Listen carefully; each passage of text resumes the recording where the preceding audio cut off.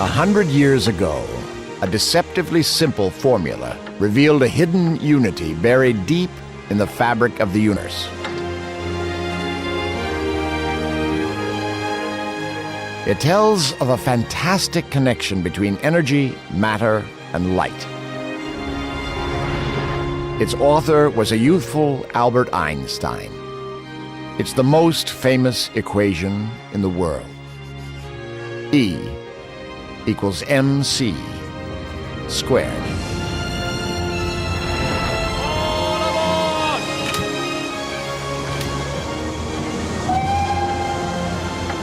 But while we've all heard of Einstein's big idea, very few of us know what it means.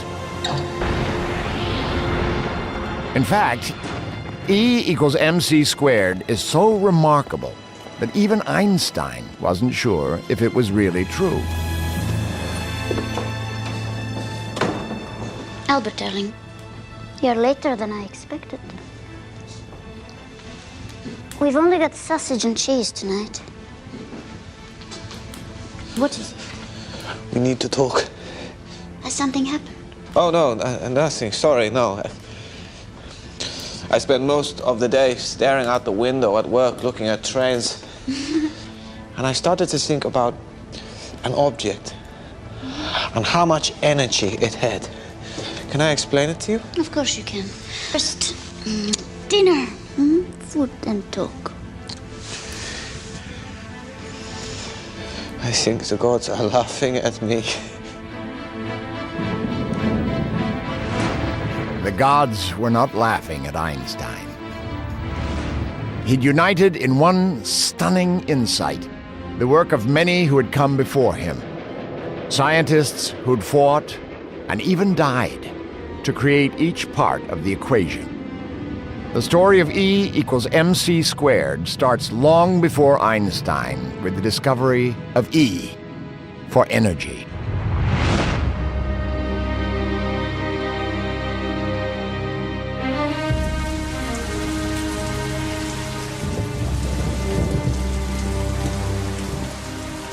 In the early 19th century, scientists didn't think in terms of energy. They thought in terms of individual powers or forces. These were all disconnected, unrelated things. The power of the wind, the force of a door closing, the crack of lightning. The idea that there might be some sort of overarching, unifying energy which lay behind all these forces had yet to be revealed. One lowly man's drive to understand the hidden mysteries of nature would begin to change all that.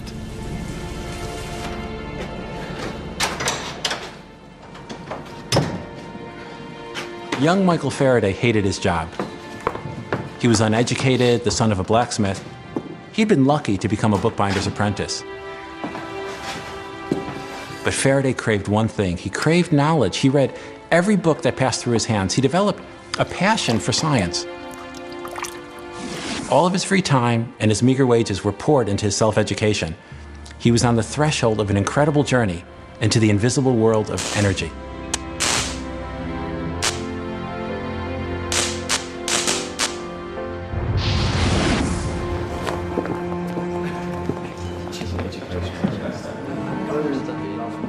Faraday had impressed one of his master's customers and was rewarded with a ticket that would change his life.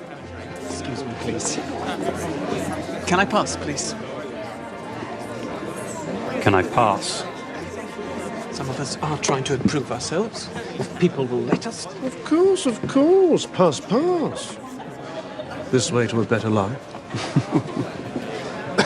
In the early 1800s, science was the pursuit of gentlemen, something Faraday was clearly not. He had a rudimentary education, he'd read widely, he'd gone to public lectures. But in 1812, he was given tickets to hear Sir Humphrey Davy, the most prominent chemist of the age.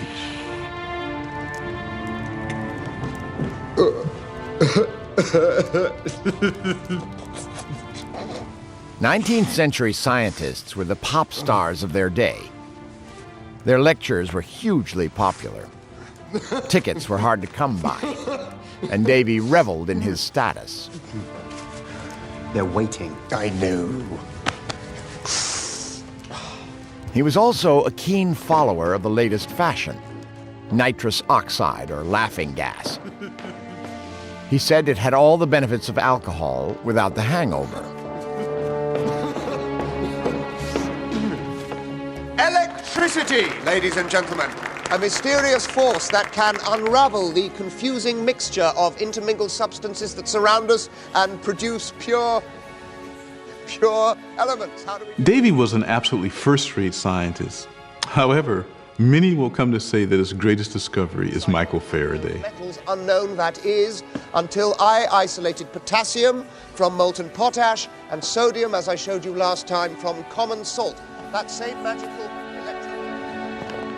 Faraday may not have been born a gentleman, but he wasn't going to let class barriers stop him from pursuing a career in science.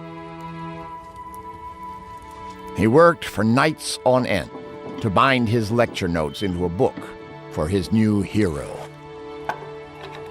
Lord, help me to think only of others, to be of use to mankind. Help me be part of the great circle that is your work and love. Lord, I am your servant.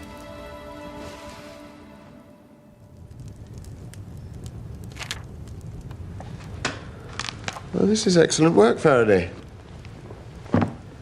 So what is it you aim to do with your life? My desire, sir, is to escape from trade, which I find vicious and selfish, and to become a servant of science, which I imagine makes its pursuers amiable and liberal.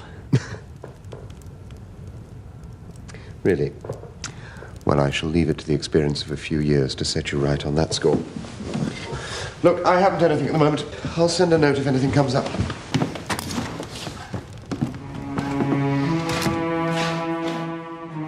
Despite this humiliating setback, Faraday was determined to break free from his daily toil. His patience was rewarded.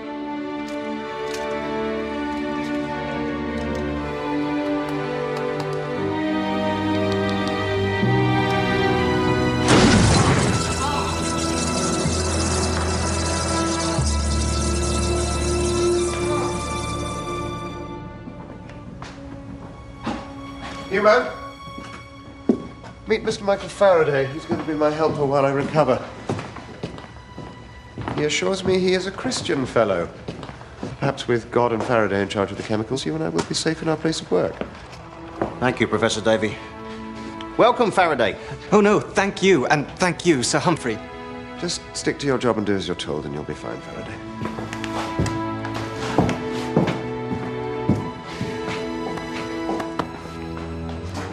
Faraday became the laboratory assistant, eagerly absorbing every scrap of knowledge that Davy deigned to impart. But in time, the pupil would surpass the master.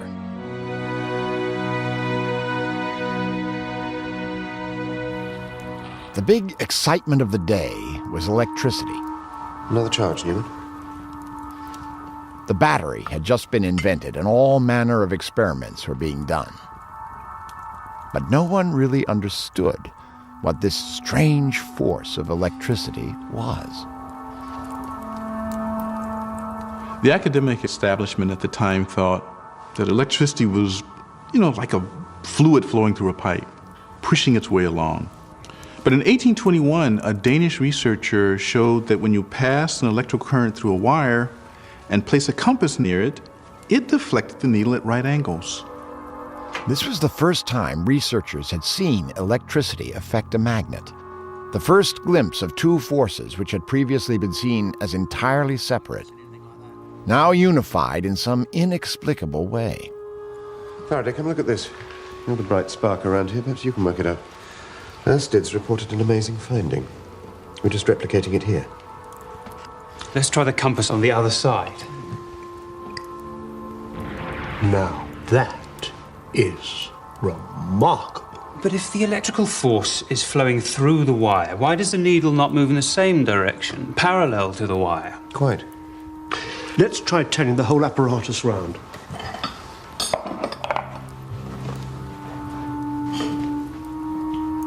Again, Newman. So, the electrical force goes this way, the compass points that way. How can one affect the other? Perhaps the electricity is throwing out some invisible force as it moves along. What? Perhaps some sort of electrical force is emanating outwards from the wire. Oh, my dear boy, let me tell you that at the University of Cambridge, electricity flows through a wire, not sideways to it. Well, that may be what they teach at Cambridge, but it doesn't explain what's happening before our eyes. No, let's just get on. Let's swap the compass to below the wire. Why the compass was deflected at right angles, why the electricity was affecting the compass at all, dumbfounded Davy and many others. As we celebrate the marriage of Michael and Sarah. For Faraday, however, the problem became an obsession.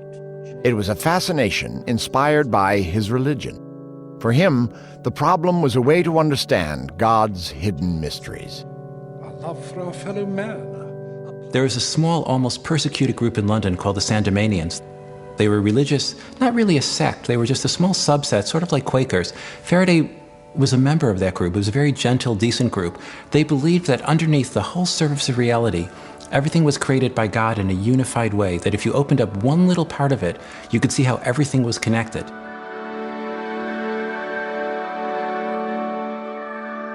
Michael Faraday was someone who, like Einstein, thought in terms of pictures. Faraday was different from anybody else. He had a flair for understanding his experiments, for understanding what was really going on inside them.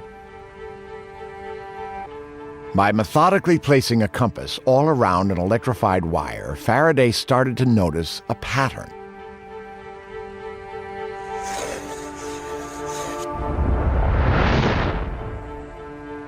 What everyone else at the time had been taught was that forces travel in straight lines. Faraday was different. Faraday imagined that invisible lines of force flowed around an electric wire. And then he imagined that a magnet had similar lines emerging from it, and that those lines would get caught up in this flow. It was a bit like a flag in the wind. But Faraday's great leap of imagination was to turn this experiment on its head. Instead of an electrified wire moving a compass needle, he wondered if he could get a static magnet to move a wire. I've never seen you like this, Faraday. You look like a happy child. I'm shaking, Newman. Underneath, I'm shaking.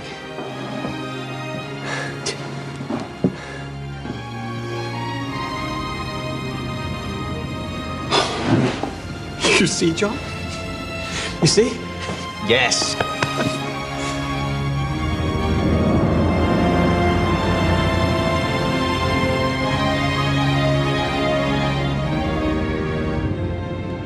This is the experiment of the century. It's the invention of the electric motor. Scale up the magnets and the wires, make them really big.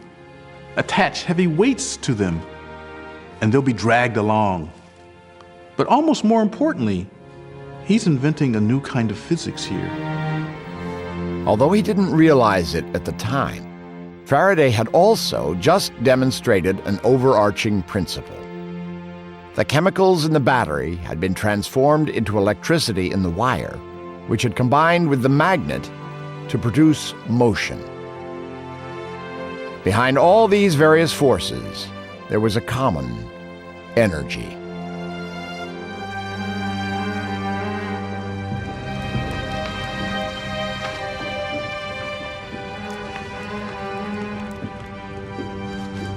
A couple of months earlier, Davy had been elected president of the Royal Society, which was the elite body of English science. But then he saw this great discovery published in the Quarterly Journal of Science. I don't know if he was envious, but he certainly saw that this young man who had been his assistant, this mere blacksmith's son, had come up with one of the greatest discoveries of the Victorian era.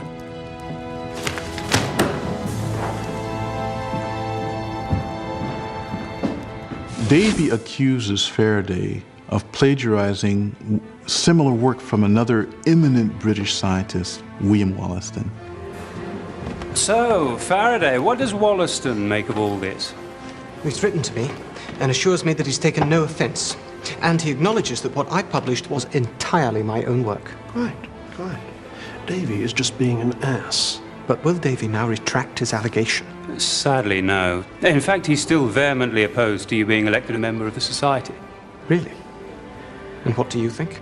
Faraday, my dear boy, you have my vote. And mine. And I believe you even have Wollaston's. Oh, what a mess. Well, no matter. No matter. It's the science that counts. So tell me, how does this wire of yours spin round its magnet? What mysterious forces are at play? There seems to be an electromagnetic interaction. In my mind, I see a swirling array of lines of force spinning out of the electrified wire, like a spiraling web. But invisible lines of force, it's all a bit vague, isn't it? Faraday, might I have a word in private? Certainly.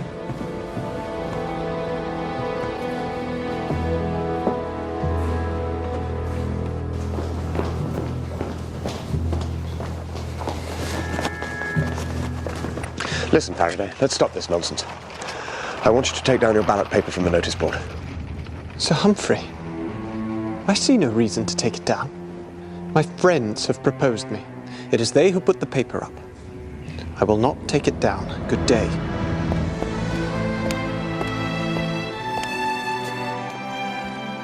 Faraday was elected to the Royal Society.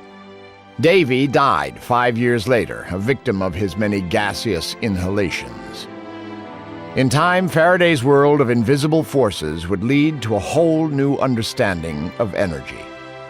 He'd started what Einstein would call the Great Revolution.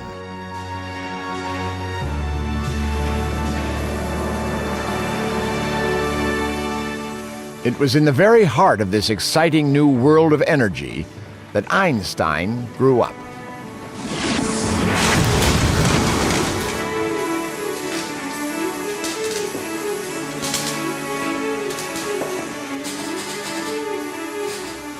My father and uncle wanted to make their fortune by bringing electric light to the streets of Germany. From an early age, I loved to look at machines, understand how things work.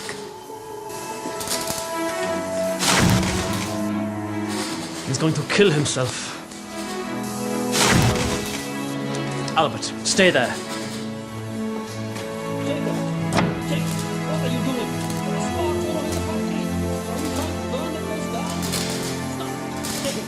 I experienced a miracle when my father showed me a compass. I trembled and grew cold. There had to be something behind objects that lay deeply hidden.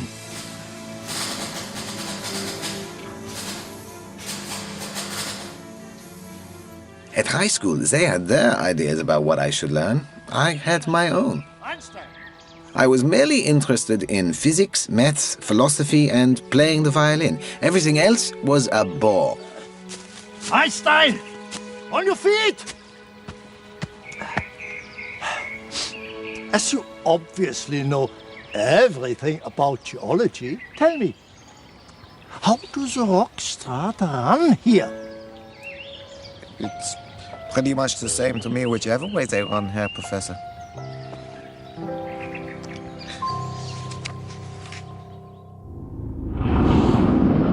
Einstein's teachers tried to drum into him, as Faraday had shown, that energy could be converted from one form into another.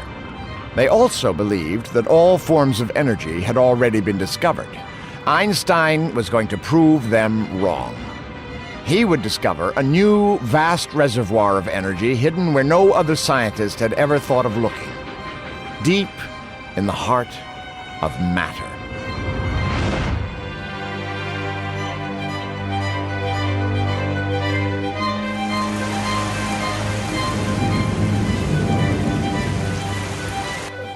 100 years before Einstein's birth, King Louis XV was on the throne of France. But the ancient absolute power of the monarchy over the people was starting to be challenged. Jacques, leave the windows. Forget the rain. We need air. The French Revolution was just around the corner. This was the era of enlightenment, when intellectuals believed very firmly that the way forward lay in science. And they felt that one of the first tasks that lay ahead of them was to rationalize and to classify every single kind of matter so they could see how it all interacted together.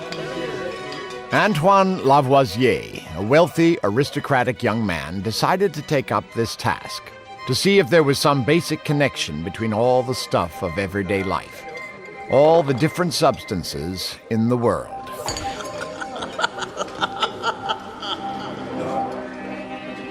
But what worked for Lavoisier as a scientist, his meticulous, even obsessive attention to detail, was also to be his downfall.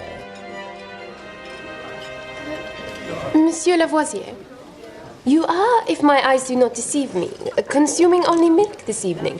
First you had a glass of milk, now you are eating a bowl of milk. Will you next move on to a plate of milk? Your precise observations commend you as a lady of scientific curiosity, mademoiselle. Most unusual. As you seek knowledge, so I shall dispense it. For the last 5 weeks, I have taken nothing but milk. Good God, man. I would rather die than fast on milk for 5 weeks. Are you in the grip of some horrendous ailment? On the contrary, I am investigating the effects of diet on health. Monsieur, with the greatest of respect to a member of the Royal Academy of Sciences, your gut must think your throat has been slit.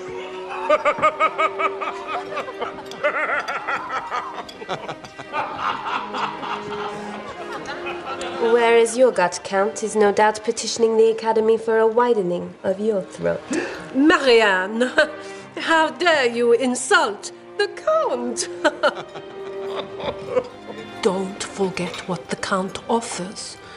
Not just marriage, but think of how you will be introduced to all the salons. You will be the toast of Paris. Would it not be a shame, madame, to burden you with the duties of matrimony before you have had a chance to experience your curiosity for nature? Shall we all go through? It's getting rather hot in here.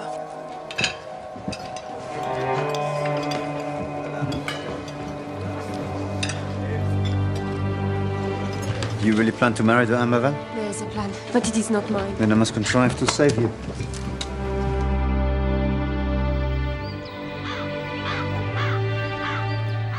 Lavoisier wasn't a scientist by profession. He was the head of tax enforcement in Paris. His great idea was to build a huge wall round the city and to tax everything that came and went. But his taxes on the simple things in life, bread, wine, and cheese, did not endear him to the average Parisian. This scrupulous, fastidious young man did still allow himself the occasional act of passion. In 1771, Lavoisier married Marianne Pauls, the daughter of his colleague in the tax office. Thus he saved her, as he had promised, from an arranged marriage to a count 40 years her elder.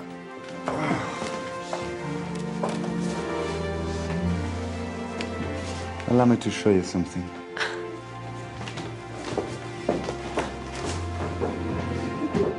Lavoisier, I think, found his job as a tax collector really rather tedious, and the times he looked forward to were the evenings and the weekends when he could indulge his passion for chemical experimentation. And he called those times his jours de bonheur, his days of happiness. Madame.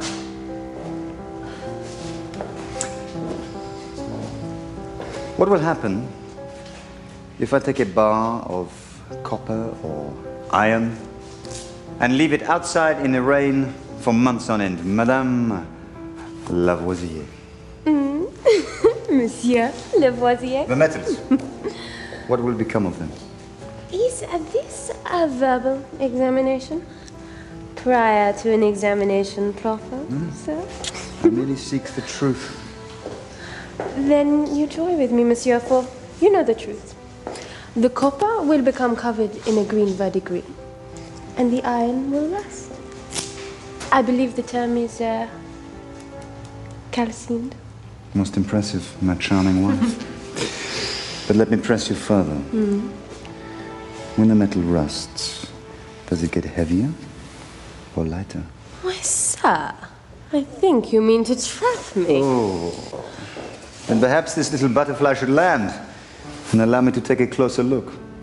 Every last citizen in France of sensible age knows that when a metal rusts, it wastes away. It gets lighter and eventually disappears. But... Stop. I have not finished. Contain yourself, sir. There is more. In a recently published pamphlet by a brilliant young chemist, Antoine Lavoisier demonstrates that the iron combines with the air. It, in fact, becomes heavier. Most impressive. I intend... Now, whatever you intend, monsieur, I am to be by your side. I will learn all I can about your science and become your worthy colleague. Then let me show you how the iron combines with the air to form such a delicate union. Tomorrow, monsieur. Tomorrow.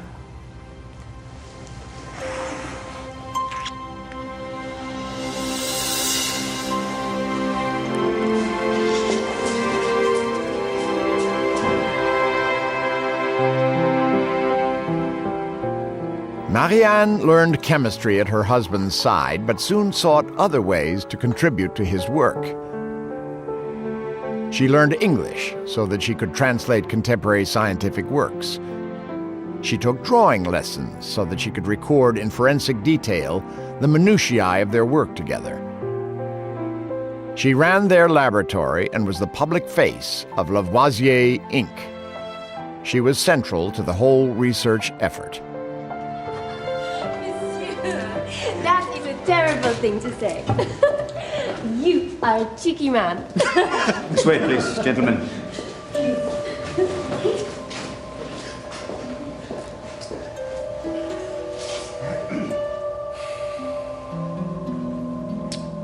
Monsieur, it is my great ambition to demonstrate that nature is a closed system. That in any transformation, no amount of matter, no mass, is ever lost and none is gained. Over here, please.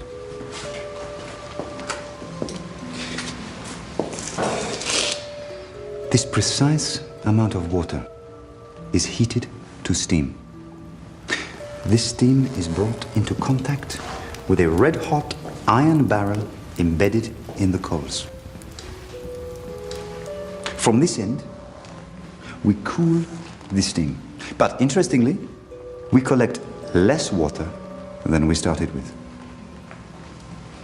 So clearly, we lose a certain amount of water.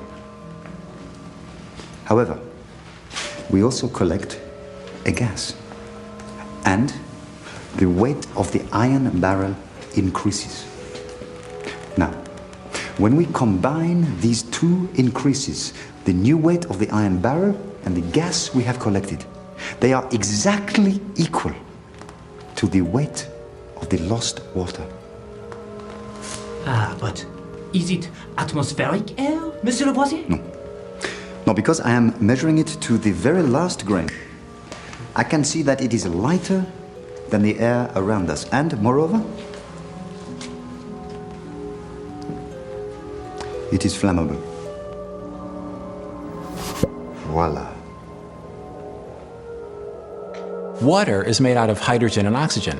So what he had done is get the oxygen to stick to the inside of a red-hot iron rifle barrel. He was basically just making rust, which is oxygen and iron, but he was making the rust really quickly. Now that left the hydrogen, what he called combustible air, and that was just floating around as a gas. No mass had been lost, it had merely been transformed. And now he wanted to transform it all back into water.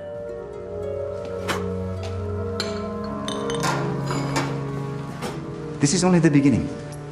In the next few months, I hope to demonstrate that I can recombine this combustible air with vital air and transform them both back into water. I will recreate exactly the same amount of water that was lost here in this process.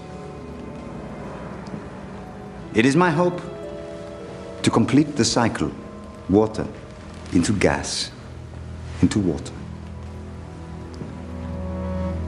and not a drop lost. For a long time, Lavoisier had suspected that the exact amount of matter, the mass, involved in any transformation was always conserved.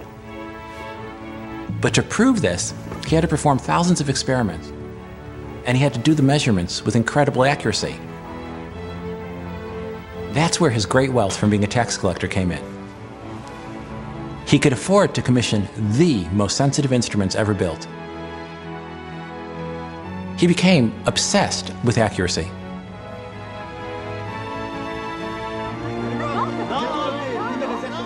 But Lavoisier's exacting methods were also starting to anger the growing mob of hungry, disenchanted Parisians.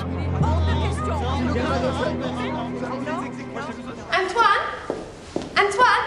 Oh, wake up, Antoine! I'm sorry. What time is it? This is almost time to receive Monsieur Marat. The Academy asks you to assess his designs. He claims to have made a great discovery. Oh, Antoine, have you forgotten? There's another charlatan with an idea to peddle. God give me patience.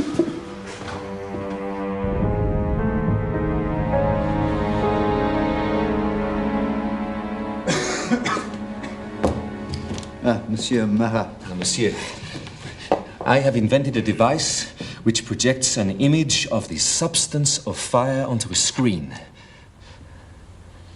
You see? When a lantern is shone through a flame, we see a shimmering pattern above the flame. My device renders the substance of fire visible. Have you collected it, this substance of fire? Have you trapped it and measured it? Oh, no, but one can see it. I'm sorry, in the absence of exact measurements, of precise observations, without rigorous reasoning, one can only be engaging in conjecture, so this is not science. I am not given to conjecture, monsieur. Really, no. If you will excuse me, I am extremely busy today, but thank you. Thank you. So that is all? Then good day, monsieur!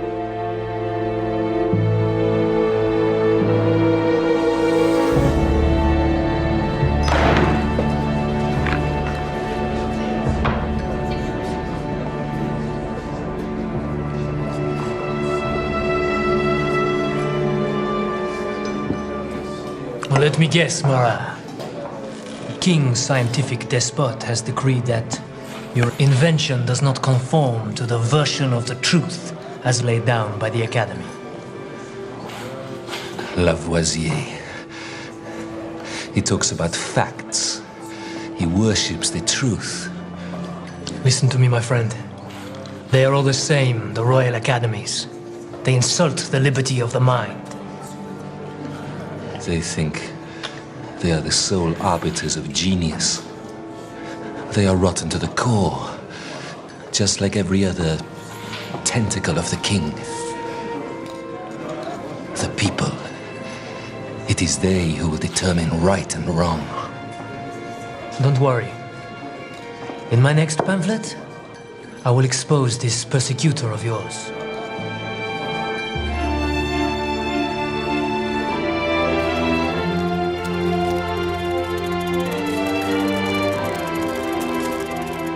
For years, the Lavoisiers burned, chopped, melted, and boiled every conceivable substance.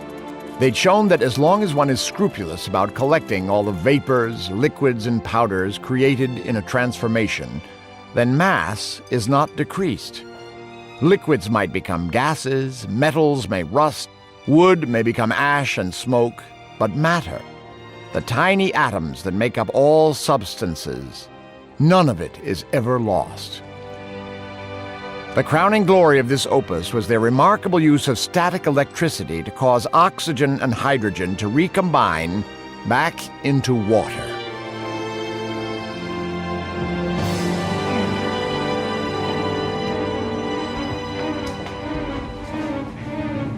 What is happening?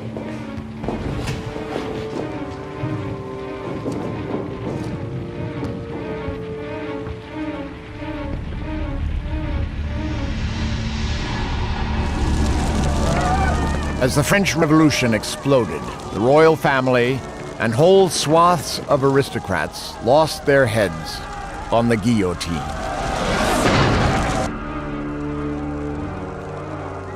To the French revolutionaries of 1790, Lavoisier meant one thing and one thing only. He was the despised tax collector who'd built that wall around Paris. Lavoisier's job as a tax collector brought him under suspicion. He was denounced by a failed scientist turned radical journalist, Jean-Paul Marat.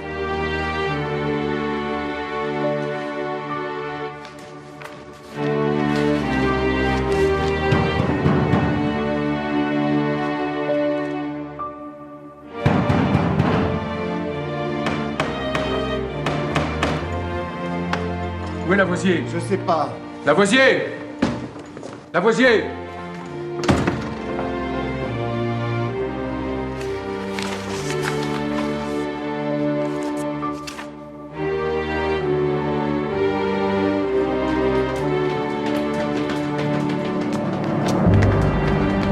Lavoisier!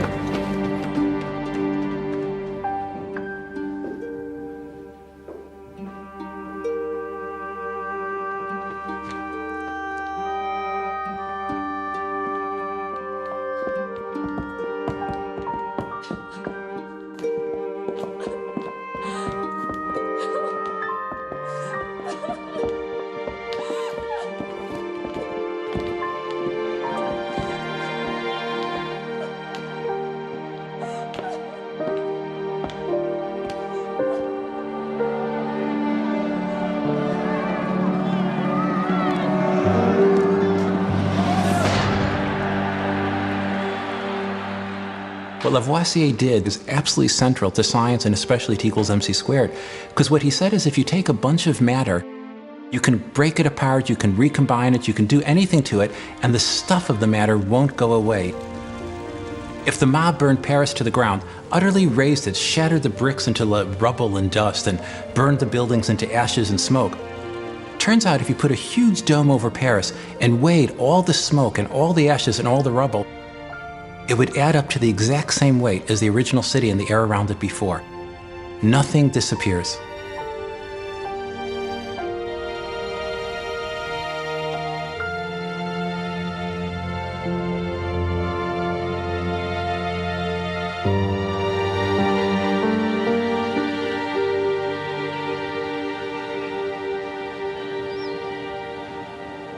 A century later, all of nature had been classified into two great domains. There was energy, the forces that animated objects, and there was mass, the physical stuff that made up those objects. The whole of 19th century science rested on these two mighty pillars. The laws that governed one did not apply to the other. But young, newly enrolled physics student Albert Einstein didn't like laws. Good grief, Einstein. What happened to you? It is more than a little ironic, having been reprimanded yesterday by that idiot Professor Pernet for poor attendance, that I should in fact attend a practical lesson, which was as long as it was boring and utterly pointless, by the way, only to be the victim of an explosion of my own apparatus. So it was your own fault then? Thank you. And how are you today, Fraulein Manage? Extremely well, Herr Einstein. All the better for seeing you have escaped the physics laboratory with your life. Well, in order not to alarm you any further, I pledge to forever continue my studies here at the Café Bahnhof, reading only the great masters of theoretical physics and eschewing the babbling nonsense of the polytechnicians. It's about all you ever do. It's getting a little stuffy in here, Fraulein Marriage. Would you care to take a walk with me? There's something I'd like to discuss with you. Why, Herr Einstein? Of course. Perhaps you'd like me to tell you what you have missed in lectures this week.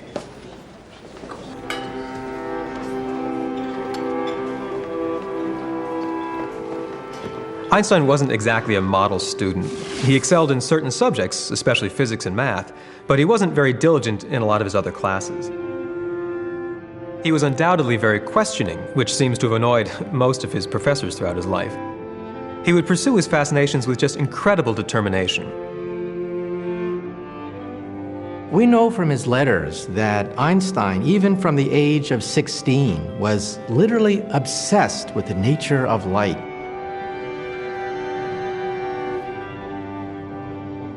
Everyone he could speak to, his friends, his colleagues, even his then girlfriend, Mileva Merrick, who would become his wife, everyone he badgered with the question, what is light?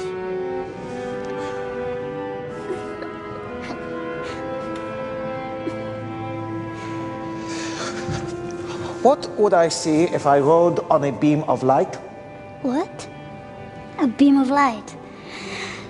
By what method do you propose to ride on this beam of light? The method is not important. Let us just imagine we two are young, radical, bohemian experimenters, hand in hand on a journey to the outer reaches of the universe, and we are riding on the front of a wave of light. I really don't know what you are suggesting, Herr Einstein. Do you wish to hold my hand or ridicule me? Ridicule you? No, never. I merely want you to help me to understand. What would we seize, you think, if we were together and we sped up and up until we caught up to the front of a beam of light?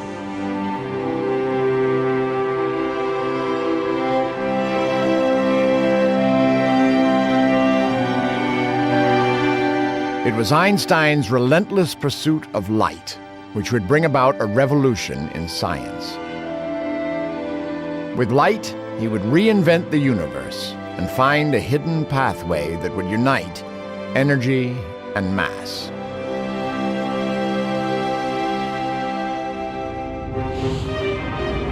Light moves incredibly fast, 670 million miles per hour. That's why scientists use the term C. It stands for celeritas, Latin for swiftness.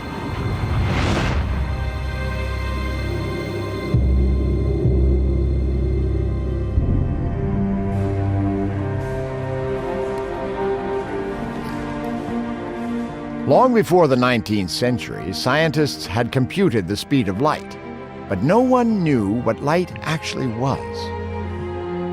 Back in England, a man we've already met was willing to make an educated guess. After Sir Humphrey Davy's death, Michael Faraday became Professor Faraday, one of the most important experimenters in the world. The scientific establishment still found it hard to accept that electricity and magnetism were just two aspects of the same phenomenon, which Faraday called electromagnetism. But now, he has an even more outrageous proposal for his audience. Invisible lines that can emanate from electricity in a wire, from a magnet, or even from the sun. For it is my contention that light itself is just one form of these vibrating lines of electromagnetism. For 15 years, Faraday struggled to convince the skeptics that light was an electromagnetic wave, but he lacked the advanced mathematics to back up his idea. Eventually, someone came to his rescue. Professor James Clerk Maxwell believed in Faraday's far-sighted vision, and he had the mathematical skill to prove it.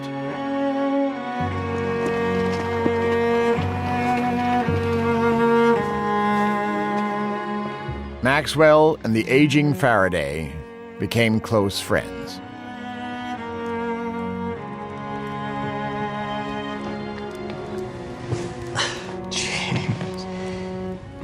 James, forgive me.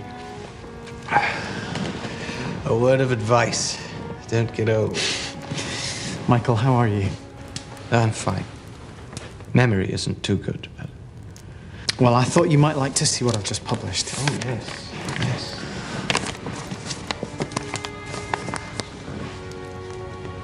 Splendid.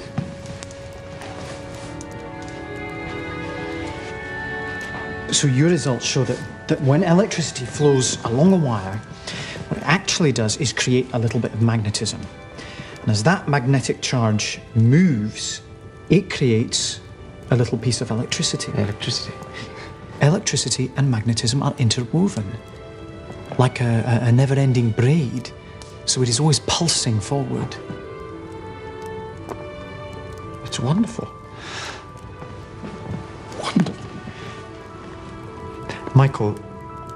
Michael, there's something very crucial in the maths.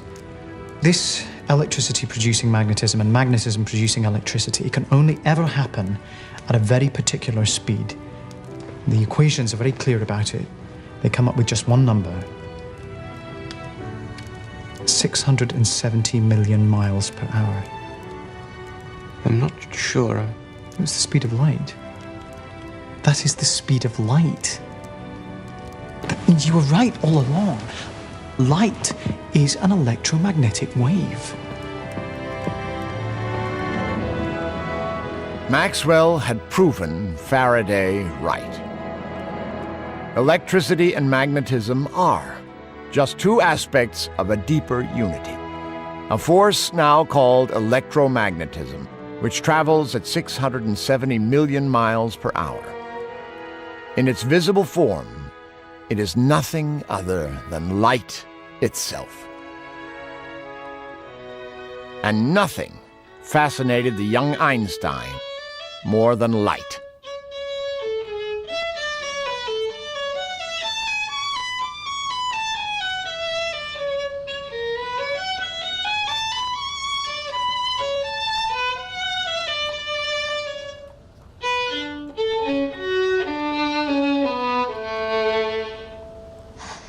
We have lectures in half an hour. Oh, let me think.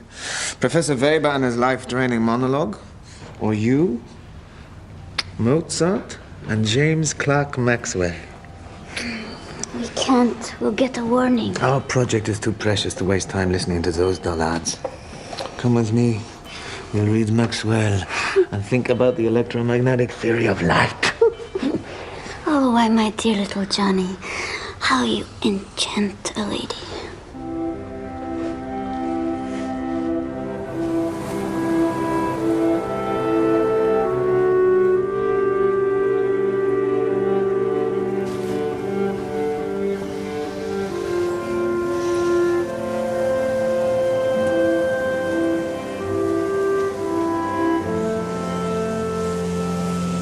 She's very pretty. Yes. But can she soar and dance like our dark souls do? Maxwell's equations contained an incredible prediction. They said you could never catch up to a beam of light. Even if you were traveling at 670 million miles an hour, you would still see light squiggle away from you at 670 million miles an hour. Do you see how she stares at that wave? Yes? You see how for her it is static? Yes? She and the wave are traveling at the same speed. We see the wave moving through the water, but relative to her, it just sits there. So is light like that? Common sense would say that if you caught up to a light beam, there would be a wave of light just sitting there. Maybe it would be shimmering. bit of electricity and a bit of magnetism. So, if she was traveling alongside the light wave, it wouldn't be moving. It would be static. But Maxwell says you can't have static light. Maybe Maxwell is wrong. Maybe if you catch up to light, it is static, Albert, like a wave next to a boat. Imagine if I was sitting still and holding a mirror to my face. And the light travels from my face to the mirror, and I see my face. Yes?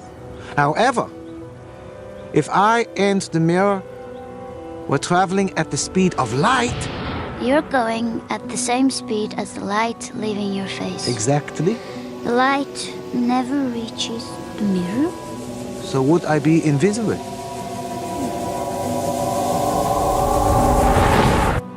That doesn't make sense. Young Einstein was starting to realize that light was unlike any other kind of wave.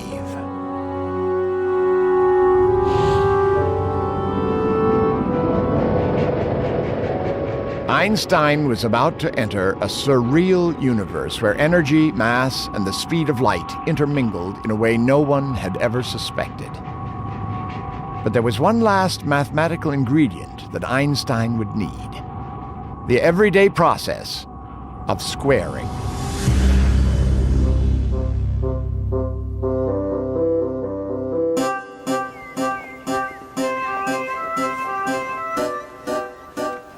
Long before the French Revolution, scientists were not sure how to quantify motion.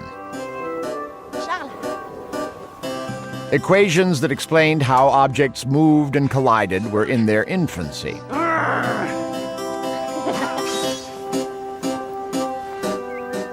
A crucial contribution to this subject would come from an unusual source.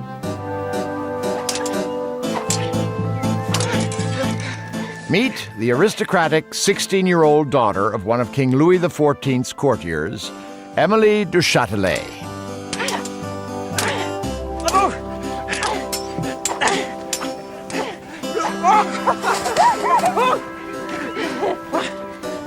Quickly! Father's coming. Émilie du Châtelet would have a huge effect on physics in her tragically short lifetime. Unheard of for a woman of her time, she would publish many scientific works, including a translation of Sir Isaac Newton's Principia, the greatest treatise on motion ever written. Du Châtelet's translation is still the standard text in France today. Musa mihi causas memora. Muse my memory code. O Muse, the causes and the crimes relate. What goddess was provoked, and whence her hate? For what offense the Queen of Heaven began to persecute so brave, so just a man? Do not be cross with your sister, because she persecutes many a just man. Only the other night, Emily silenced the Duc de Luynes when she divided a ridiculously long number in her head in a matter of seconds.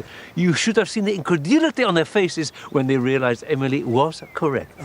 Was it my sister's astounding intelligence or her boundless beauty that made their mouths gape, I wonder? Oh, well, yes. You have a point, monsieur. Monsieur, I thank you for your kindness. I fear, however, that my wit is only a curiosity to others. If only my mind were permitted opportunity. My dearest Emily, you are blessed with intellect and courage. Use them both, and the world will fall at your feet. No. In one sense, she is a woman utterly out of her true time and place. She's a philosopher, a scientist, a mathematician, a linguist. She demands a freedom that women didn't begin to enjoy until over 150 years later. A freedom to study science, to write about it, and to be published. Du Châtelet married a general in the French army at age 19 and had 3 children. She ran a busy household, all the while pursuing her passion for science. She was 23 when she discovered advanced mathematics. She enthusiastically took lessons from one of the greatest mathematicians of the day, Pierre de Maupertuis. He was an expert on Newton, and she was his eager young student.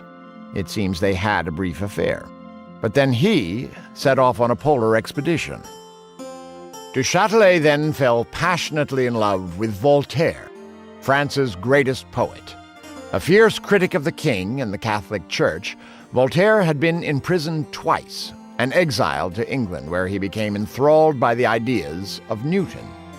Back in France, it wasn't long before he again insulted the king.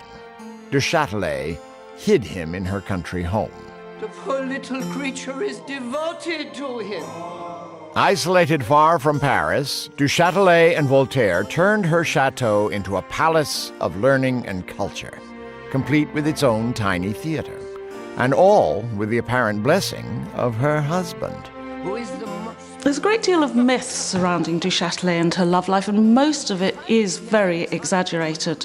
But her husband did accept Voltaire into his household, and he often went to Paris on behalf of Voltaire. He went to his publisher to plead Voltaire's case, to keep Voltaire out of jail.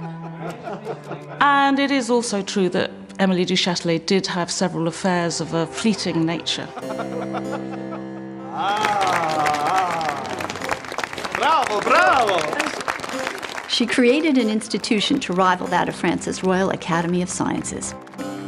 Many of the great philosophers, poets, and scientists of the day visited. Oh, monsieur, you are young. I hope that soon you will judge me for my own merits, or lack of them. But do not look upon me as an appendage to this great general, or that renowned scholar. I am in my own right a whole person, responsible to myself alone for all that I am, all that I say, all that I do. Du Châtelet learned from the brilliant men around her, but she quickly developed ideas of her own.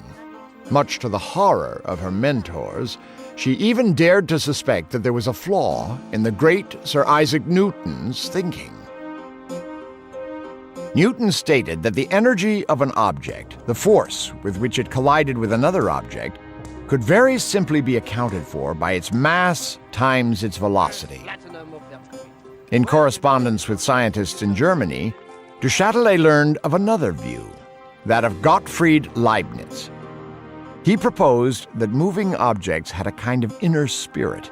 He called it vis viva, Latin for living force. Many discounted his ideas, but Leibniz was convinced that the energy of an object was made up of its mass times its velocity squared. Taking the square of something is an ancient procedure. If you say a garden is 4 square, you mean that it might be built up by 4 slabs along one edge and 4 along the other. So the total number of paving slabs is 4 times 4, 16. If the garden is 8 square, 8 by 8, well, 8 squared is 64. It'll have 64 slabs in it. This huge multiplication, this building up by squares, is something you find in nature all the time. Emily, you are being absurd. Why ascribe to an object a vague and immeasurable force like vis viva? It is a return to the old ways. It is the occult! When movement commences, you said it is true that a force is produced which did not exist until now. Think of our bodies. To have free will, we must be free to initiate motion. So all Leibniz is asking is, where does all this force come from? In your case, my dear, the force, I am sure, is primeval. Oh, you're infuriating. You hide behind wit and sarcasm. You only think you understand Newton. You're incapable of understanding Leibniz. You're provocateur. Everything you do is about something else and makes trouble for you. Criticize this, denounce that. Are you capable of discovering something of your own?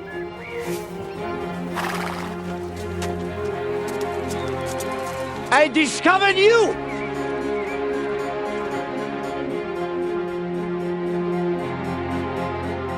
Despite the overwhelming support for Newton, Du Châtelet did not waver in her belief.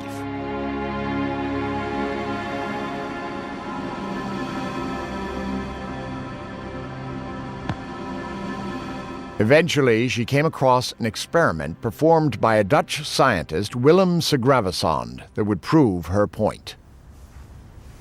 Segravesand in Leiden has been dropping lead balls into a pan of clay. Dropping lead balls into clay. How very imaginative. Using Newton's formulas, Monsieur Voltaire, he then drops a second ball from a higher height, calculated to exactly double the speed of the first ball on impact. So, monsieur, care for a little wager? Newton tells us that by doubling the speed of the ball, we will double the distance it travels into the clay. Leibniz asks us to square that speed. If he is correct, the ball will travel not 2, but 4 times as far. So, who is correct? Monsieur, I feel Mr. Newton's reputation dwindling ever so slightly. Oh, mon père, do not succumb to her. There is no earthly reason to ascribe hidden forces to this Dutchman's lead balls. Well, the ball travels 4 times further. Turns out, Leibniz is the one who was right. It's the best way to express the energy of a moving object. If you drive a car at 20 miles an hour, it takes a certain distance to stop if you slam on the brakes. If you're going 3 times as fast, you're going 60 miles an hour, it won't take you 3 times as long to stop. It'll take you 9 times as long to stop. Oh, well, it does seem worth consideration. Perhaps we might look over his calculations. I have already checked his figures. I am sure Leibniz is correct on this point. I intend to include a section on this matter in my book. Really? Do be careful, madame. Do you think the Academy is ready for such an opinion? Quite. We really should be careful. We? I see no reason to delay. There is no right time for the truth. Émilie du Châtelet published her Institutions of Physics in 1740, and it provoked great controversy. Voltaire wrote that she was a great man whose only fault was being a woman. In her day, that was a great compliment.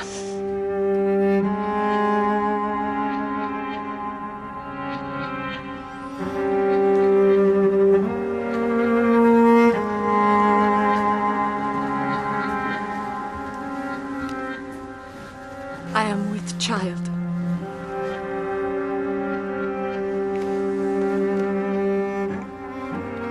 You are sure? Undoubtedly. 2 to 3 months. I'm afraid that You are afraid? You should...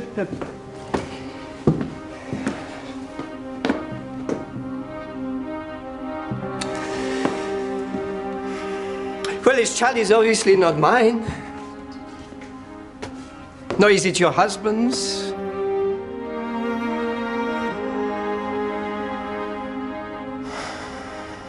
Oh, Émilie. Émilie du Châtelet knew that in the 18th century, for a woman to become pregnant at the age of 43 was really very dangerous. And all the while she was pregnant, she had terrible premonitions about what was going to happen.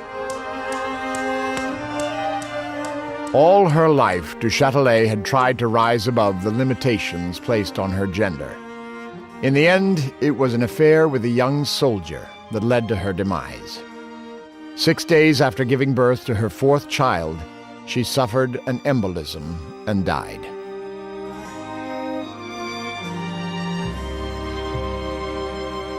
Émilie du Châtelet's conviction that the energy of an object is a function of the square of its speed sparked a fierce debate. After her death, it took 100 years for the idea to be accepted. Just in time for Einstein to use this brilliant insight to finally bring energy and mass together with light.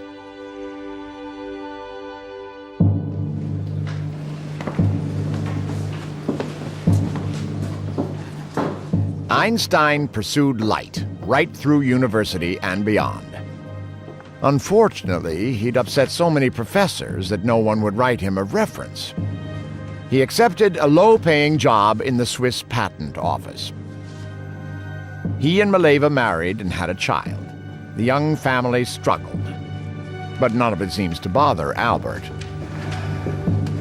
Einstein, I see you are busy, as usual. Look, Einstein, Albert.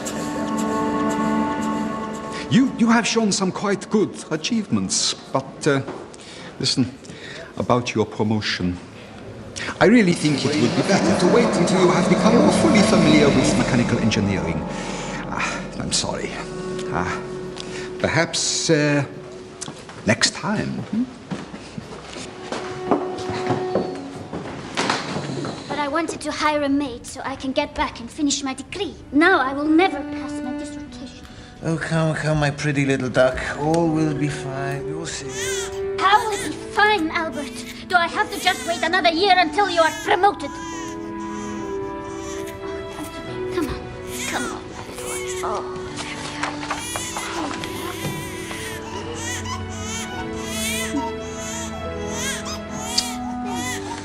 All will be fine. All will be fine. You'll see. There really is a very charming but kind of a self-centered streak to Einstein. He focuses only on his particular obsessions. If the rest of the world fits in around him, that's fine. If they can't, it doesn't bother him.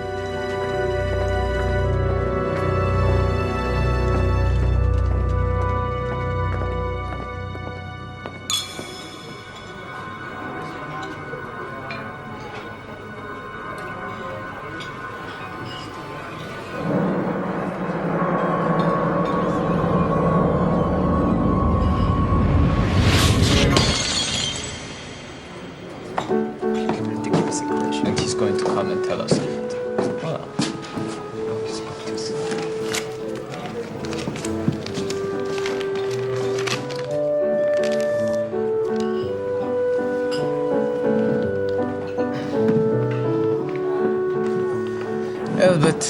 Albert. A pretty neck and your head spins. Okay, so we must behold and comprehend the mysterious. Well, that kind of mysterious is going to get you into trouble. I'll tell you what is truly mysterious. The secret of a long and happy marriage. The mathematics are fine, if a little unconventional, but this only works for big systems. It'll fall down when you apply it to small systems. I disagree. Oh no. Here we go. Another grand theory by Herr Albert Einstein, a patent clock, third class.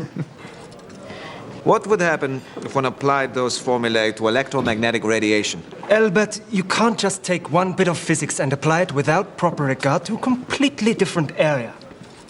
Why not? Albert, I know you like the grand linkages, the big theories, but wouldn't things be better all round if you just got going in some small area? Got a university post, get a decent wage, for God's sake. At least Mileva could study again. Then she'd be happy, and you'd be happy. Ah, the vulgar struggle for survival. Food and sex. Spoken like a true bourgeois.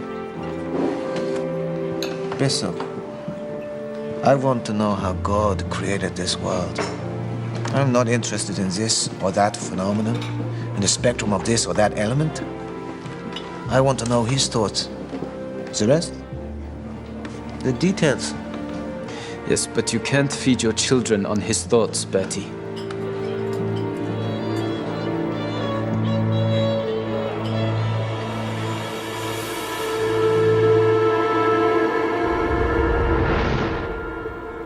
So it turns out Einstein was going for a walk with his very close friend, Michel Besso. They'd studied physics together and talked about physics and philosophy for years and years. They were very close. They had cornered the question of light from every possible angle. See, these clocks are over here. As Einstein and Besso were ruminating on how much time it would take light to reach them from clocks at different distances, Einstein had a monumental insight.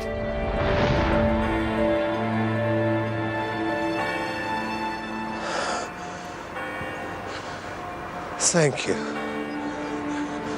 Thank you. I have completely solved the problem. Albert!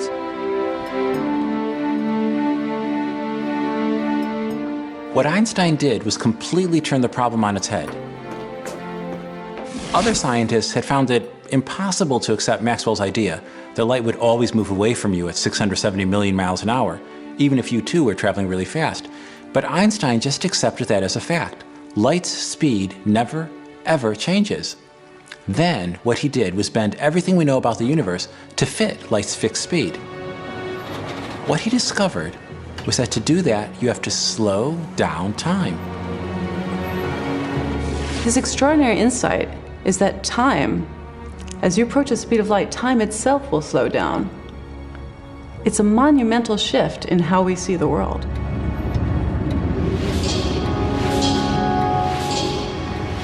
The very instant when Einstein had this brilliant insight that time could slow down, well, the floodgates began to open. You see, before then, people had assumed that time was like a wristwatch on God's hand, that it beat at a steady rate throughout the universe, no matter where you were. Einstein said no, that the tick, tick, tick of this wristwatch was actually the click, click, click of electricity, turning into magnetism, turning into electricity. In other words, the steady pace of light itself.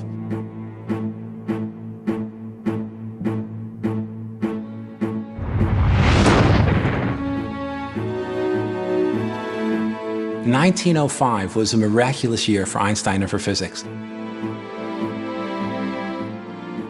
He had an unbelievable outpouring of creativity. It starts with his publication of a paper on how to work out the true size of atoms. 2 months later is the publication of his paper on the nature of light. That's what will earn him the Nobel Prize. The third paper, only a month later, is on how molecules move when heated, and that finally ends the debate on whether atoms really exist. The fourth paper is published at the end of this half-year period. In it, Einstein sets out his theory of light, time, and space. It was this theory of special relativity. That changed the way we see the world. In Einstein's new world, the one true constant was not time or even space, but light.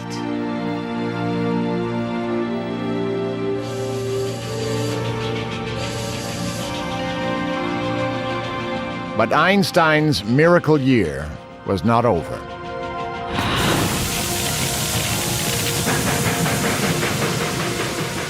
In one last great 1905 paper, he would propose an even deeper unity. As he computed all the implications of his new theory, he noticed another strange connection, this one between energy, mass, and light.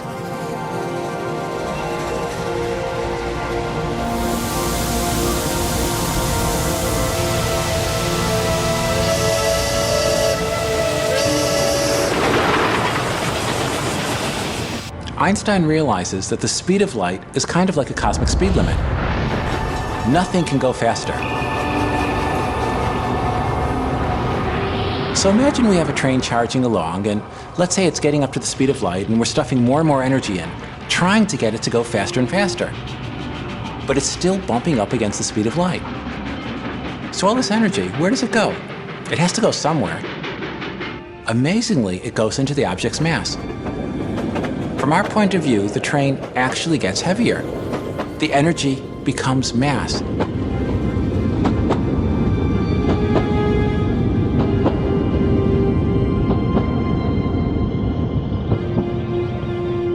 It's an incredible idea.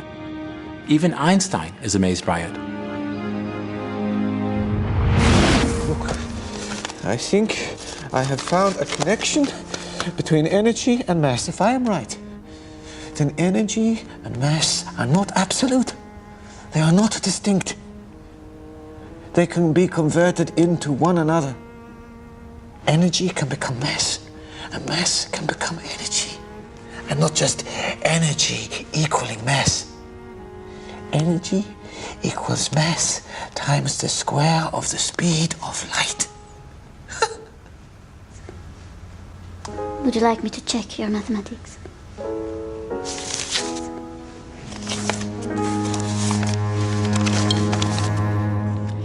Einstein sent his fifth great 1905 paper for publication.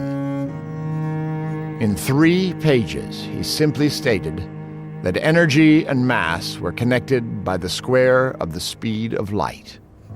E equals mc squared.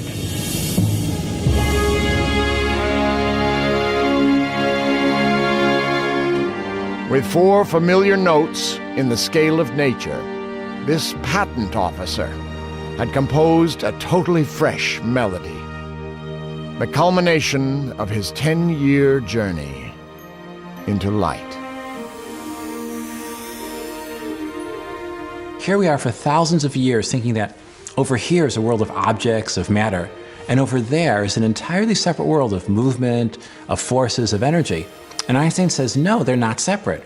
Energy can become mass, and crucially, mass can also become energy. There's a deep unity between energy, matter, and light. E equals mc squared. That equation shows that every piece of matter in our universe has stored within it a fantastic amount of energy. The speed of light, for example, is about 300 million meters per second. You multiply that by itself, and you get 90 quadrillion. So in other words, what is matter? In some sense, matter is nothing but the condensation of vast amounts of energy. So in other words, if you could somehow unlock all the energy stored within my pen, that would erupt with a force comparable to an atomic bomb.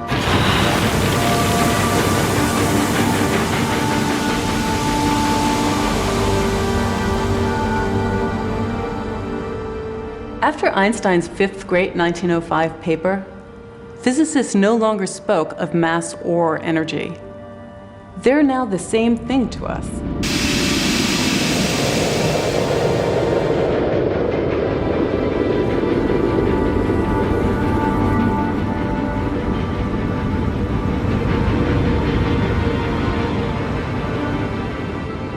Probably the most miraculous year in science ends in silence. The articles are published to resounding nothing. I think the gods are laughing at me. Then slowly, it starts. A letter here, a letter there. For 4 years, Einstein answered each inquiry dutifully, trying to explain his difficult, complex ideas to a confused physics community. I love the idea that life just went on as normal. Here are these universe-changing papers circling around, and the world is struggling to come to terms with them. Einstein had a fan club of just one. Luckily, it happened to be the most important living physicist. Einstein. Max Planck has sent someone to see you. Max Planck? Yes, he has sent his assistant. He's here to see you.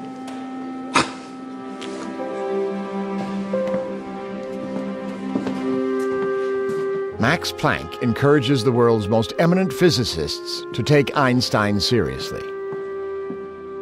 After 4 years of waiting, he is appointed professor of physics at Zurich University. From there, his career is meteoric. He is made professor of physics in Berlin, achieves world renown, and becomes a household name. He is the undisputed father of modern physics.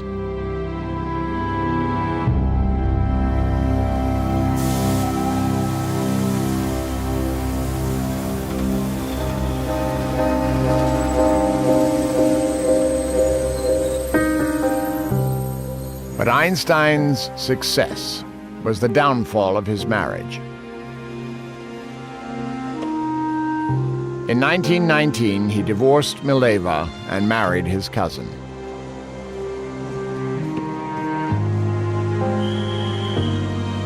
His fame led to numerous affairs.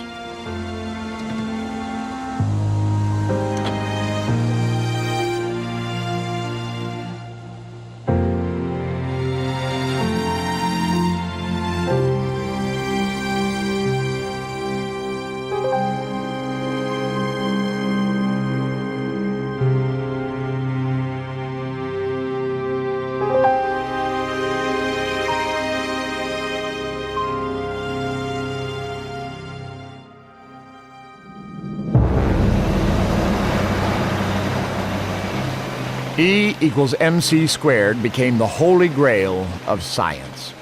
It held out the promise of vast reserves of energy locked deep inside the atom. Einstein suspected that it would take 100 years of research to unlock it, but he hadn't banked on the Second World War and the genius of a Jewish woman in Hitler's Germany.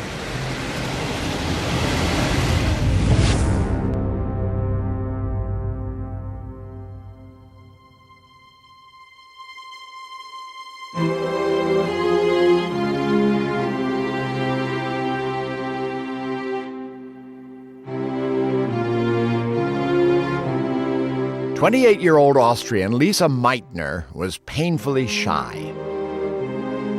Despite her anxiety, the young doctor of physics arrived in Berlin determined to pursue a career in the exciting new field of radioactivity. Unfortunately, in 1907, German universities did not employ female graduates.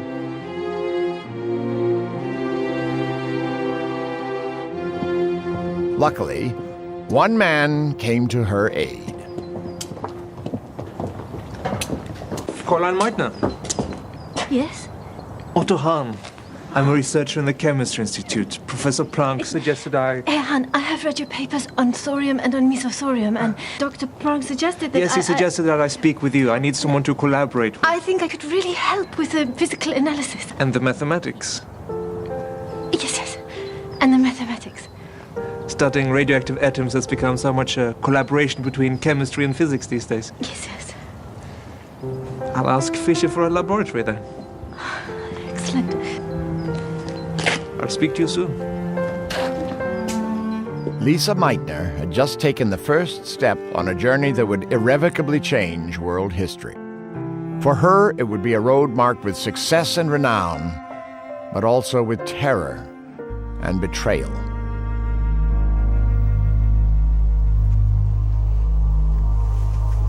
At this time, not a lot was known about the atom. At first, people thought it was like a miniature solar system. There was a solid nucleus at the center, and electrons would spin around it, sort of like planets around our sun. A little later, some researchers proposed that the nucleus itself wasn't a solid chunk, but is made up of separate particles of protons and neutrons. But then, in what are called radioactive metals, things like radium and uranium, the nucleus itself seemed to be unstable, leaking out energy in particles. Perhaps this was an example of E equals mc squared, the mass of a nucleus turning into energy.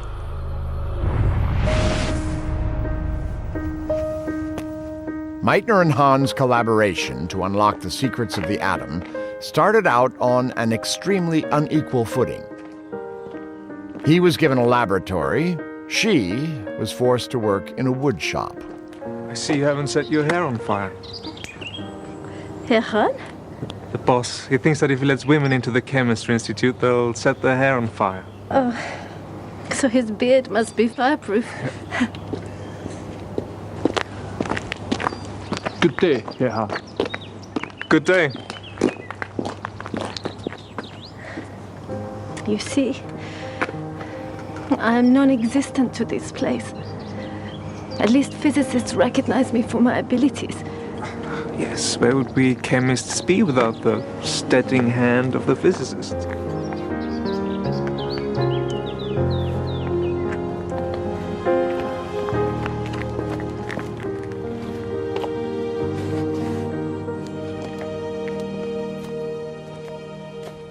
It took years, but Lisa lost her shyness eventually. In 1912, she and Hahn moved to the brand new Kaiser Wilhelm Institute for Chemistry, where their status was really that of equals.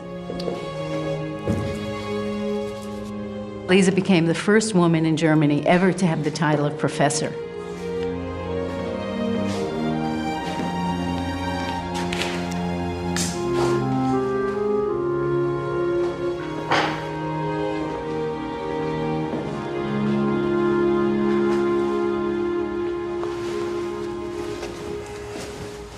Lisa, I have news. Remember the art student I told you of? Yes, Edith. Yes, well, I have Esther to marry me, and she has accepted.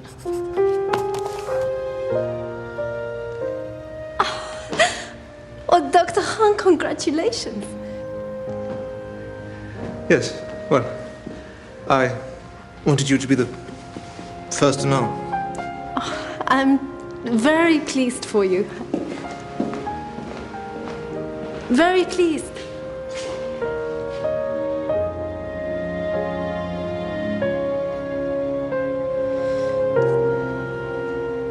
Lisa Meitner was warm-hearted by nature.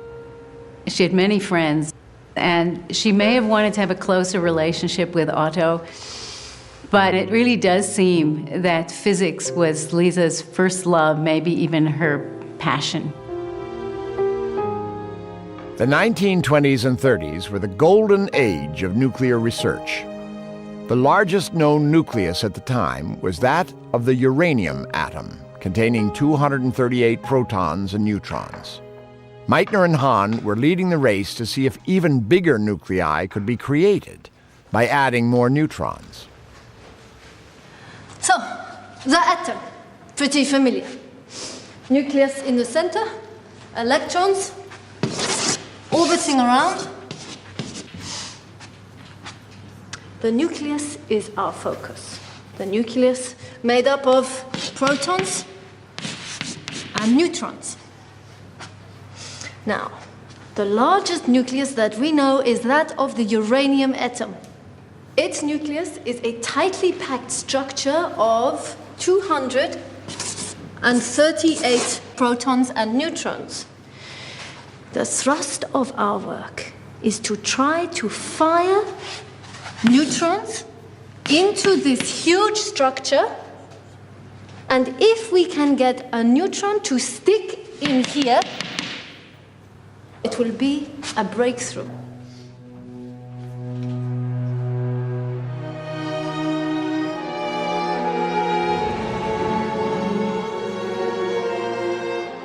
Meitner may have been on the brink of a major discovery, but Germany in the 1930s was a dangerous place to be, even for a world-class scientist. The U.S. endangers our institute.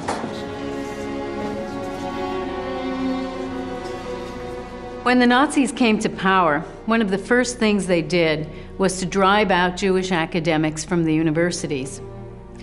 Einstein was very prominent, and for that reason, he was one of the first to go. He was hounded out of Germany in 1933. Lisa was not dismissed at that time. She was able to stay because she was Austrian. But in March 1938, Austria was annexed into Germany, and at that point, her situation became untenable.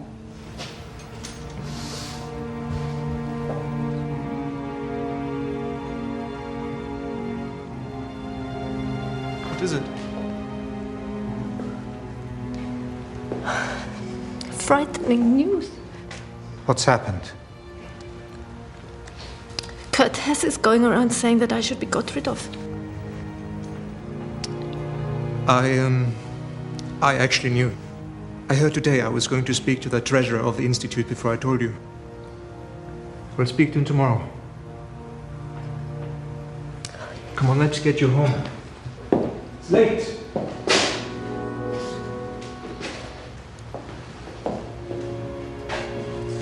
We'll finish up.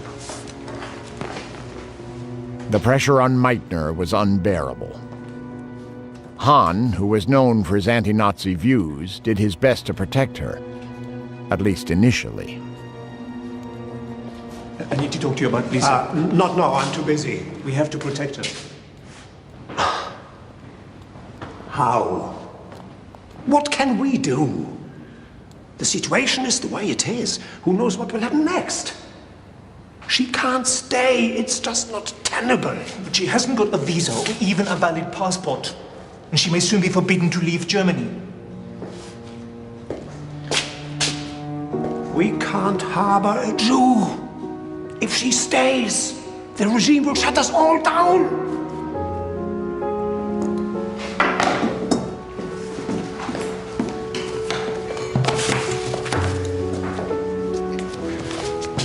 Lisa.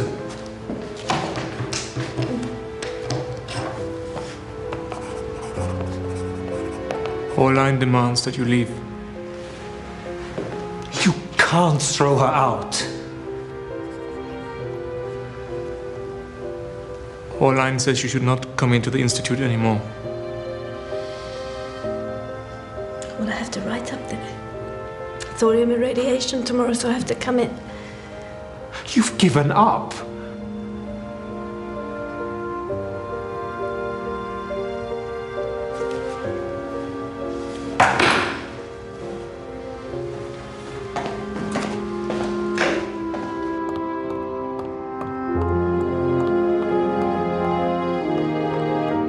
When it became clear that Meitner would be dismissed and probably arrested, physicists all around Europe wrote letters inviting her to conferences, giving her an excuse to leave Germany. The Nazis refused to let her go. In July of 1938, a Dutch colleague traveled to Berlin and illegally took Lisa back with him on a train to Holland. The trip was so frightening that at one point she begged to go back. Despite the great danger, she got through.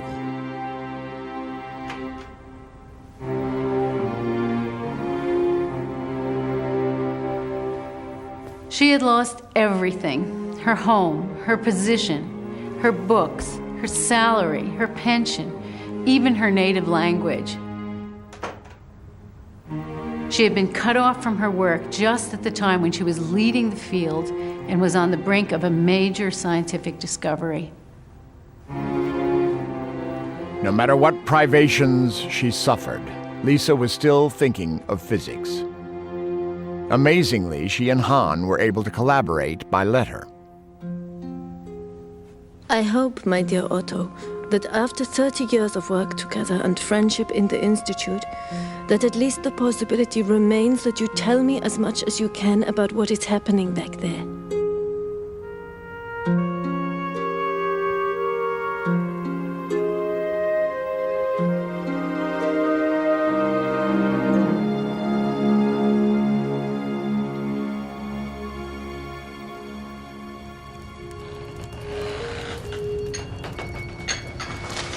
Lisa was invited by an old student friend to spend Christmas on the west coast of Sweden. Her nephew, Otto Robert Frisch, who was also a physicist, came to join her there. Aunt? Aunt? Aunt? Lisa, how are you, my dear? Merry Christmas, Aunt. I need your help. Come on, let's go out. But I was hoping you'd help me.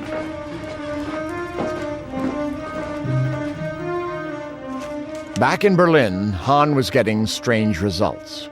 He found no evidence to suggest that bombarding the uranium nucleus with neutrons had caused it to increase in size. In fact, his experiments seemed to be contaminated with radium, a smaller atom. He desperately needed Meitner's expert analysis. From afar, she was starting to suspect that something very different was happening in their experiment. Han and Strassman are getting some strange results with the uranium work. Really? A couple of months ago, Han told me that they were finding radium amongst the uranium products. We are looking for a much bigger element, and here we're finding something much smaller. I urged Han to check again. It couldn't be radium. And now he writes to me and tells me that it's not radium, it's barium. That's even smaller. Exactly. Han is sure that it's another error, but I don't know anymore. It is at least possible that barium is being produced. So Han still needs you to interpret the data. It is my work too, you know. Exactly. Well, I can't be there, can I? Come on, let's walk.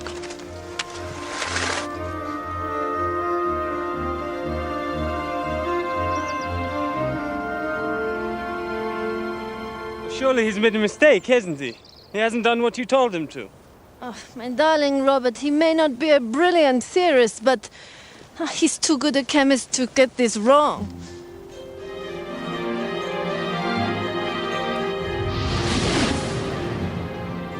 If you imagine a drop of water, a big drop, it's unstable, on the verge of breaking apart. It turns out that a big nucleus like uranium is just like that. Now, for 4 years, Meitner and Hahn and all other physicists had thought that if you pump more neutrons into this nucleus, it'll just get bigger and heavier. But suddenly, Meitner and Frisch, out in the midday snow, realized this nucleus might just get so big that it would split in two.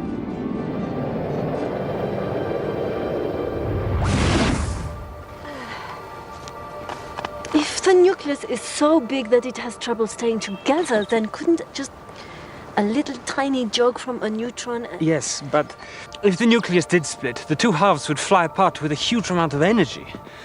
Where's that energy going to come from? How much energy? Well, we worked out that the mutual repulsion between two nuclei would generate about 200 million electron volts. But something has to supply that energy. Wait, let me do a packing friction calculation.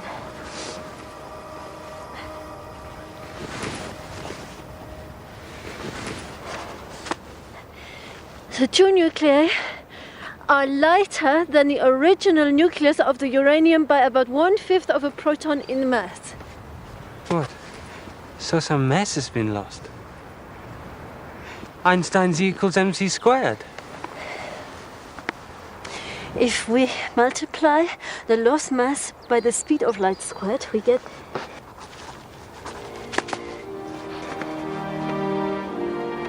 200 million electron volts.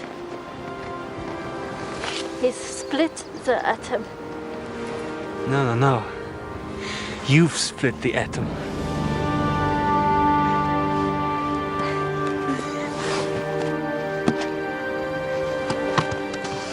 It was an amazing discovery. Of course, in the laboratory, we're talking about tiny amounts of uranium and correspondingly tiny amounts of energy.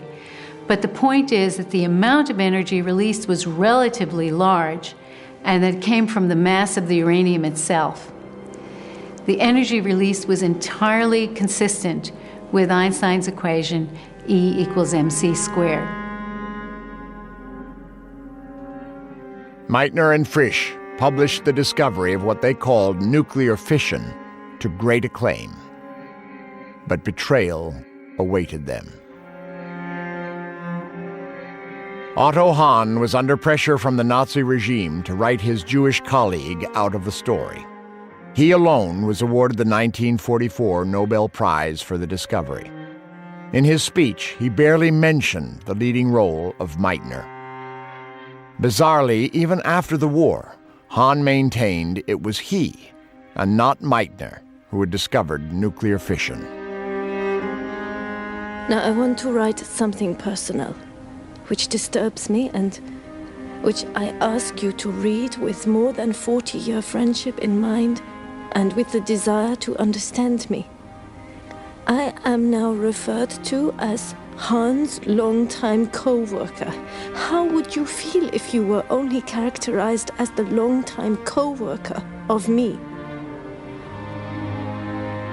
After the last 15 years, which I wouldn't wish on any good friend, shall my scientific past also be taken from me? Is that fair? And why is it happening?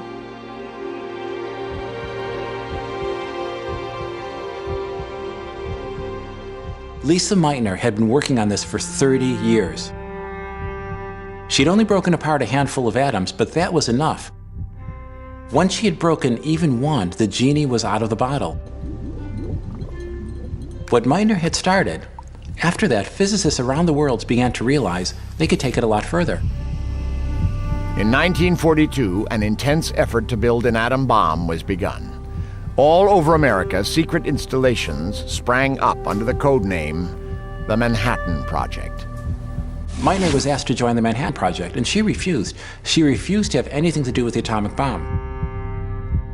But Robert Frisch was different. He was an important member of the team because he was convinced of the need to beat the Nazis in a nuclear arms race.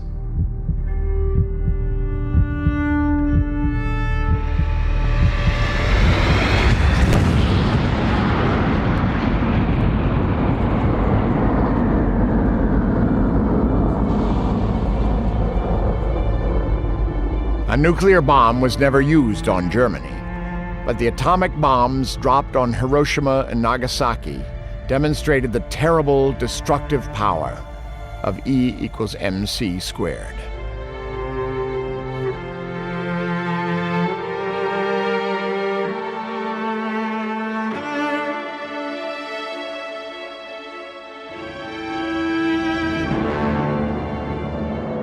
Vast amounts of energy in the form of electromagnetic radiation were released from a few pounds of uranium and plutonium.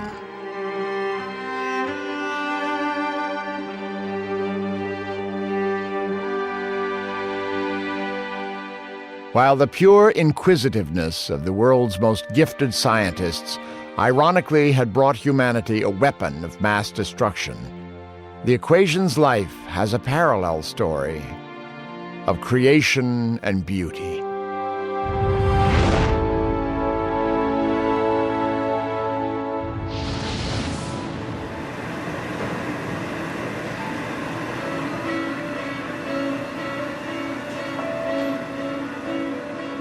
Today, young physicists carry on Einstein's quest. Ever since its birth, E equals mc squared has been used to delve into the depths of time, to answer the biggest question of all: where did we come from?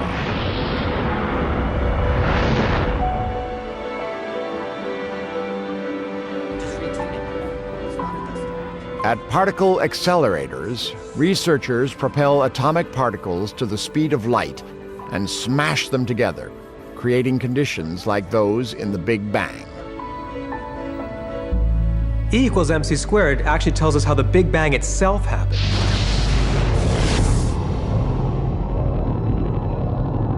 In the first moments of creation, the universe was this immensely dense, immensely concentrated eruption of energy.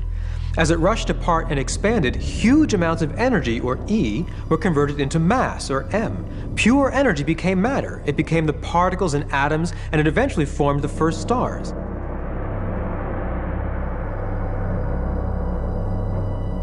Our sun is a huge furnace floating in space, and it's powered by E equals mc squared. Now, it turns out every second, 4 million tons of solid mass of the sun disappears, comes out as energy, not just a little bit of energy. It's enough to light up our entire solar system, make the solar system glow with heat and light. And not only do stars emit energy in accordance with E equals mc squared, the whole process actually creates life itself. Eventually, a massive star dies. The debris floats around, clusters together, gets pulled into the orbits of another star, and becomes a planet. We humans and the Earth we stand on are made of stardust. We are a direct product of E equals mc squared. Building on the work of scientists through the ages, new generations are searching for answers. Using bold new tools that reach almost to the speed of light, they can now ask questions that their predecessors could never have even imagined.